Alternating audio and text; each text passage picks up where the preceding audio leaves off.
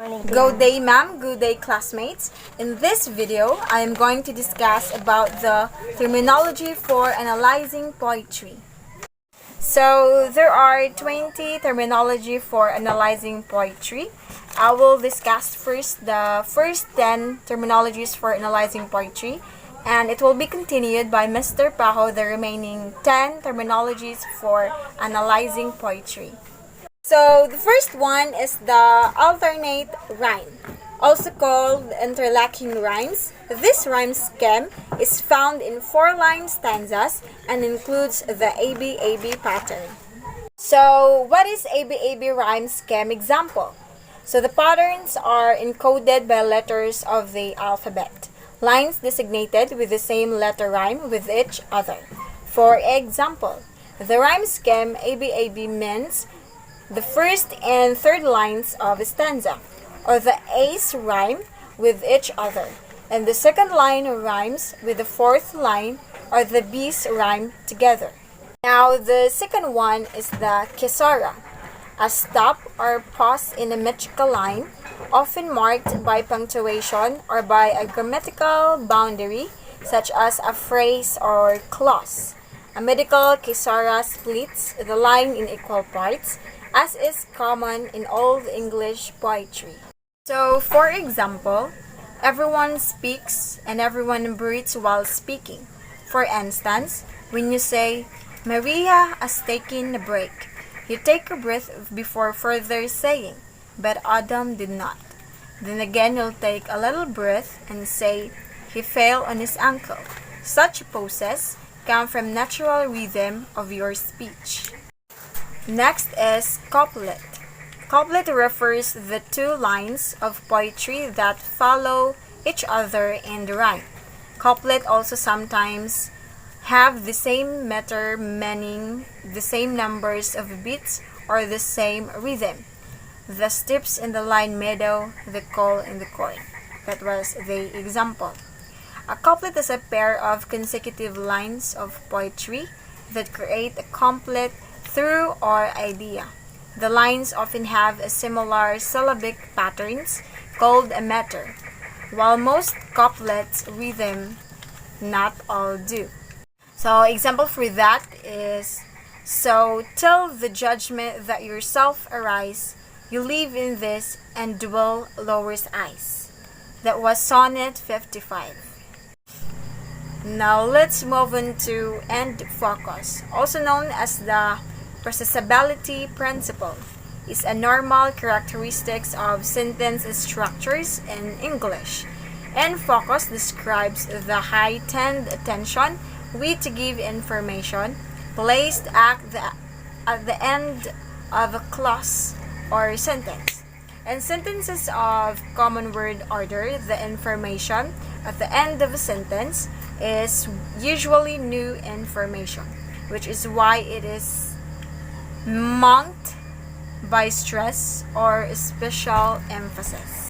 Next is the enjambment, continuation of a sentence or clause across a line break. The definition of enjambment in French is to step over. In poetry, this means that a thought step over the end of a line and into the beginning of the next line with no punctuation, so that the reader must read through the line break quickly to reach the conscious of the thought. Now let's move on to I-rhyme. I-rhymes are the words that look like they should rhyme but they do not. The words have similar endings but different vowel sounds and pronunciations. Some examples include comb and tom, reed and dead, cove and dove, and wind and bind. I-rhymes open up a whole new way to look at words, sounds, and the connections between words that are normally seen as unrelated. Examples here is the names of English actor, which is name pronounced or spelled rather as Sin Bin, whose spelling suggests the two names should rhyme, though they do not, because the spell name Sin Bin pronounced Sean Bin. Next is the foregrounding. It is a concept and literary studies concerning making a linguistic utterance, included word, clause, phrase, phoneme, etc. Foregrounding is probably the most important theory within stylistic analysis, and foregrounding analysis is arguably the most important part of the stylistic analysis of any text. One way to produce foregrounding in a text then is through linguistic deviation. Another way is to introduce extra linguistic patterning into a text. The most common way of introducing this extra patterning is by repeating linguistic structure more often than we would normally expect to make parts of the text parallel with one another. So, for example, if you look at the last three sentences of the previous paragraph, you should feel that they're parallel to one another. They have the same overall grammatical structure, and some of the words are repeated in identical syntactic locations. Now, the next one is the form. There are various elements of a poem that can be specified by form poetry. One is meter, rhyme, scheme, the number of lines in a stanza, and the total number of stanzas. Some other examples of form poetry include the canto, the double dactyl, and the pantom, to name a few. So there are 15 types of poetic forms. Now, the first poetic forms is the blank verse. It is a poetry written within a precise matter. Second one is the rhymed poetry. In contrast to blank verse, rhyme poems rhyme by definition, although their scheme varies.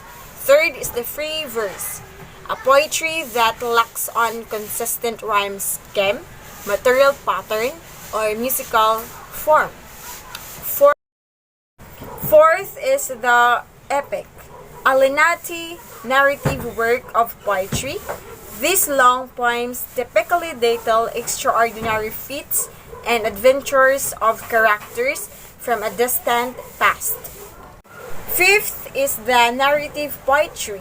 Similar to an epic, a narrative poem tells a story. Sixth is the haiku, a three-line poetic form originating in Japan. The first line has 3 syllables, the second line has 7 syllables, and the third line again has 5 syllables.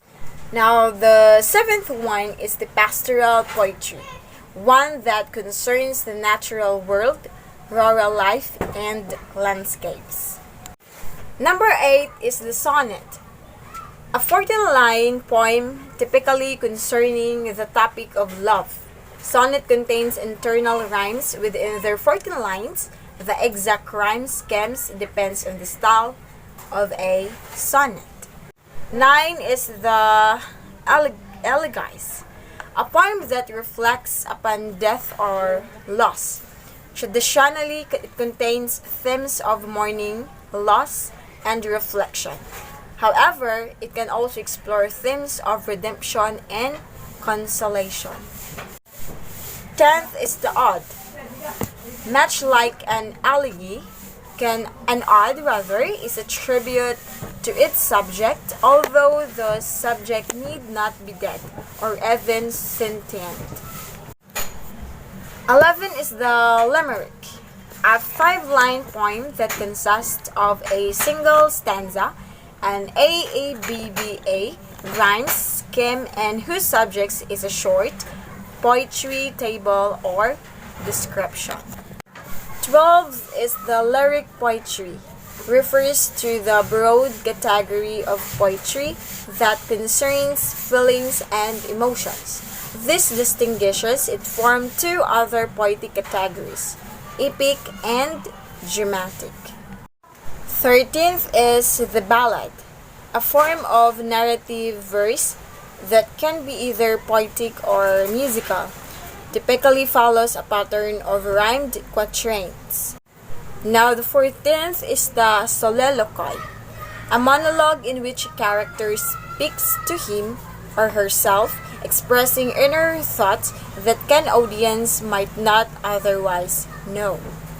Now, the last types of form poetic is the villanelle, a 19-line poem consisting of 1-5 tercets and a quatrain with a highly specified internal rhyme scheme. Originally a variation on a pastoral, the villanelle has evolved to describe obsessions and other intense subject matters. Now, the ninth terminology of analyzing poetry is the iambic. The words equate, destroy, belong, and lace are simple iambic words because the first syllables in each word is E, D, B, R, and trust, whereas the second syllables quate, story, long, and lay are stressed. So from the word equate, the E, the first letter E is the iambic, while the second word or the second syllable rather, quate is the stressed. So mostly or iambic are mostly 2 syllables. Now, the last but not the least in terminology of analyzing poetry is the internal rhyme. A single line of poetry can contain internal rhyme with multiple words in the same line. Rhyming or the rhyming words can occur across multiple lines. So, example for that is, I drove myself to the lake and dove into the water.